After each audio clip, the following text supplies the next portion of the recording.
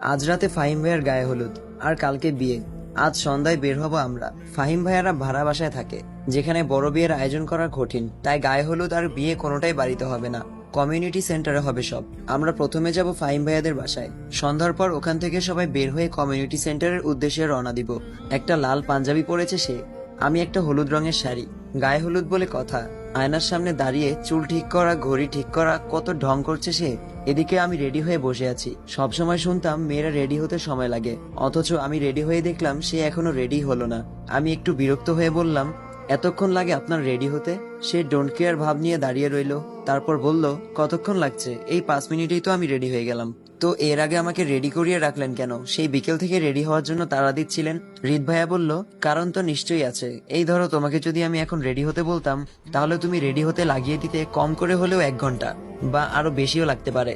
আর আমি রেডি হয়ে তোমার জন্য বসে থাকবো, যা একদমই বিরক্তিকর। তাই বের হওয়ার 2 ঘন্টা আগে থেকেই তোমায় রেডি হওয়ার জন্য তাড়া দিচ্ছিলাম। ওনার এমন অদ্ভুত যুক্তি দেখে মাথা গরম হলো আমার। তাও চুপচাপ দাঁড়িয়ে তার দিকে তাকিয়ে রইলাম। বিশেষ করে তার মুখটার দিকে তাকিয়ে রইলাম। ইচ্ছা করছে তার ওই ছোট ছোট দাড়িগুলোতে গিয়ে নিজের গাল ঘষতে। ইস, ভাবতেই লজ্জায় গা শিউরে ওঠে। নিজেকে নিজে বকতে লাগলাম আমি, তোর নজর এত খারাপ কেন আরু? তখনই আবার মনে হলো, দূর, খারাপ হতে যাবে কেন? আমি কি পরপুরুষের দিকে তাকাচ্ছি? আমি নিজের স্বামীর দিকেই তাকিয়ে আছি আজব। এর মাঝেই হৃদ ভাই আমার মুখের সামনে 2 আঙুল দিয়ে তুড়ি বাজাতেই আমি চমকে উঠলাম। তারপর তিনি চোখের দৃষ্টি আমার দিকে রেখে একটু হাসলো। এরপর ইশারায় বলল, এবার চলো। একটা শ্বাস নিলাম আমি। এই বেটা হঠাৎ হঠাৎ এমন অদ্ভুত কাণ্ড ঘটায় যা দেখলে অযথাই বুকটা কেঁপে ওঠে।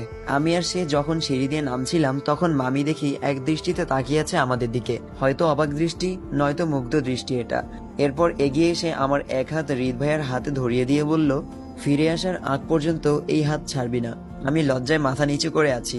হুটহাট তার এমন স্পর্শগুলোয় যেন সারা শরীর জুড়ে শীতল শিহরণ বয়ে যায়। এরপর মামির থেকে বিদায় নিয়ে গাড়িতে গিয়ে বসলাম আমি, আর সে ড্রাইভিং সিটে। আমি তার দিকে চেয়ে বললাম, আমায় ড্রাইভিং শিখাবেন? তিনি স্বাভাবিকভাবেই বলল, তুমি ড্রাইভিং শিখে কি করবে? এই ধরেন, আমরা কখনো এভাবে বের হলাম, তখন বেশিক্ষণ চালানোর পর আপনার শক্তি শেষ হয়ে গেলে আমি চালাবো।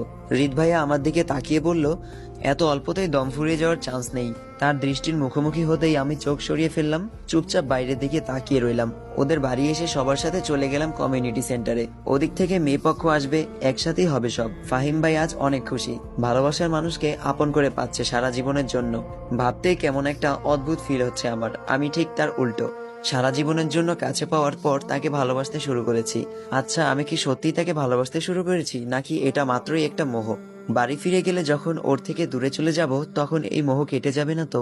মনকে প্রশ্ন করলাম, প্রেম আর মোহের মাঝে পার্থক্য কি? মন উত্তর দিল, বাস্তবে যা প্রেম তা কোনো মোহ নয়। প্রেমের জন্ম করুণা থেকে হয়, আর মোহের জন্ম লোভ থেকে। প্রেম মুক্তি দেয়, আর মোহ আবদ্ধ করে। তাই প্রেম আত্মাধিক, যা আত্মার সাথে মিশে যায়।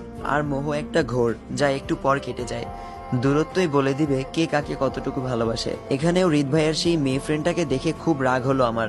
হৃদ ভাইয়ের সাথে দাঁড়িয়ে দাঁড়িয়ে কথা বলছে, তা মোটেও সহ্য হচ্ছে না আমার। গায়ে হলুদের পার্ট শুরু হবে 10টার পর। এখন কয়েকজন মেহেদি লাগাতে ব্যস্ত, আর কয়েকজন ছবি তুলতে। আর নীরব ভাইয়া সেই কখন থেকে একটা মেয়েকে ফলো করছে। হৃদ ভাইয়ার কাছে শুনলাম, এই নীরব ভাইয়া নাকি খুব ফাজিল, সারাক্ষণ মাথায় মেয়ে পটানোর চিন্তা ঘুরে। হঠাৎ ঠাস করে একটা চরের শব্দে আমি পেছনে তাকালাম।